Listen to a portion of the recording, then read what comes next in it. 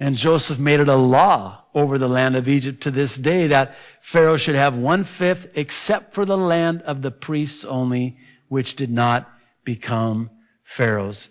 Notice there's no attitude, only gratitude. They respond with unspeakable gratitude. And they say to Joseph, in effect, thank you. You have saved our lives. Because now, think about this. After they've sold their land and themselves as slaves, what are they going to do next? There's nothing left. I mean, when you sell yourself as a slave, that's pretty much the end. That's what they mean by you have saved our lives. What you've in effect done, Joseph, is you've provided us a way to survive for the rest of this famine. We still got a little ways to go in this famine. So a law is put in place, and 1/5 of all the harvest goes to Pharaoh. Unspeakable wealth still in Egypt. So, verse 27, Israel dwelt in the land of Egypt, in the country of Goshen, and they had possessions there, and grew and multiplied exceedingly. Exceedingly means exceedingly. And that is exactly what they did.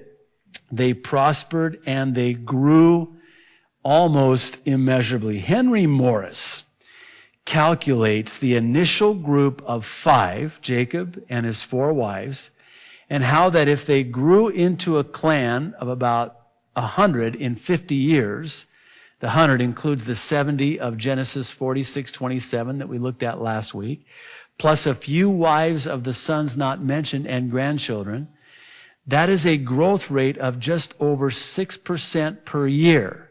Now, they're going to be in Egypt before the Exodus for 430 years. So at that rate, at 6% growth rate per year for 430 years, there would be several million descendants by the time they leave Egypt. That's just astonishing to me. So when the text tells us they multiplied exceedingly, we're talking millions. That's pretty exceedingly. Verse 28, and Jacob lived in the land of Egypt 17 years. So the length of Jacob's life was 147 years. He gets there at 130, lives for 17. So again, I know it seems like we're doing a little math here tonight, but 130 plus 17 is 147. Can you imagine? These, I'm sure, were the best years of his long life, his long and hard life. Think about it. The last 17 years, he lives in the best of the land. I remember last week, for those of you who were here, how we had talked about how that Joseph took care of Jacob for his last 17 years as Jacob took care of Joseph for his first 17 years. You know, sometimes the Lord will make up for the years that the locusts have eaten, as the scriptures declare in the context of the Israelites. One said it this way, Joseph lived with Jacob 17 years before he was sold into slavery. Jacob lived with Joseph 17 years before he was to go into eternity.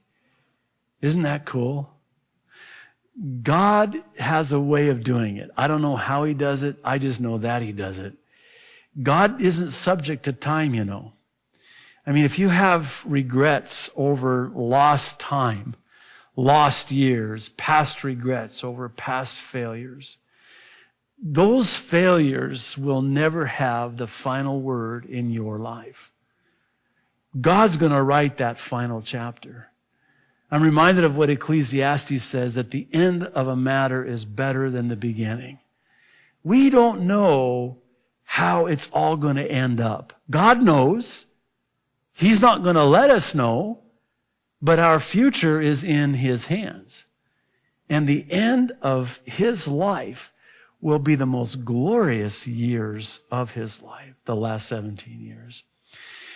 Verse 29, when the time drew near that Israel must die, he called his son Joseph and said to him, now, if I have found favor in your sight, Please put your hand under my thigh. Remember, that's kind of a way that they would make a vow.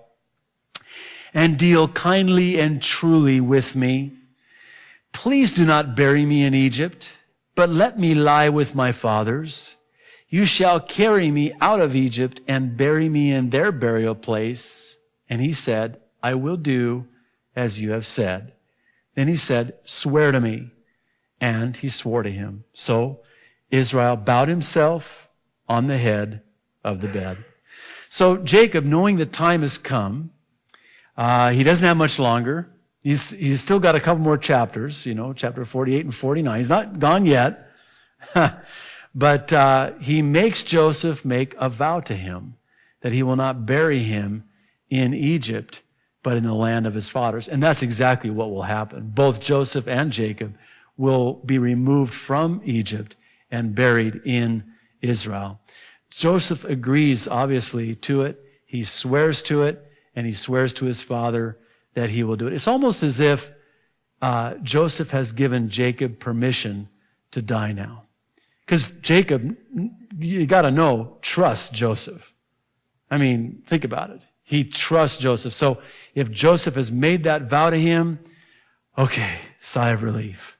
That's my final request. Now it's time to bless. And that's what we're going to see in the next chapter, 48. So chapter 48, verse 1. Now it came to pass after these things that Joseph was told, indeed, your father is sick, and he took with him his two sons, Manasseh and Ephraim. And Jacob was told, look, your son Joseph is coming to you. And Israel strengthened himself and sat up on the bed. So even though he knows he doesn't have much time, his time is coming, he's still got some unfinished business to do with respect to his sons. Now, this is really germane to our understanding of what's going to take place here. And I think it's hard for us in America to really grasp the enormity of what it means to bless your son and your sons before you die. In the Hebrew culture, and even in my Arab culture, this is huge. I'll never forget, it was August 13th, 1994. And I was on my way to all-church prayer. It was a Saturday night. And this was at my church on the mainland that I had attended and was a member and on the board of. And we were on their way there. My dad was in the hospital. He'd been complaining of some back pain, which, come to find out later, turned out to be heart pain and, chest pain and a heart attack. Well, I went in, visited him, and he was talking to me, kind of telling me things that didn't quite make sense to me, and he was talking like he knew he was going to die. Sometimes people, before they die, know they're going to die. And I don't know if that's God's way of maybe, ministering to them in preparation for them. That I know my mom, a week before she died, which was 9 months later after my dad died in 1995, but she told me, she said, Habibi, which is my love in Arabic, I think I'm going to die. I think I'm going to die now. And a week later, she did die.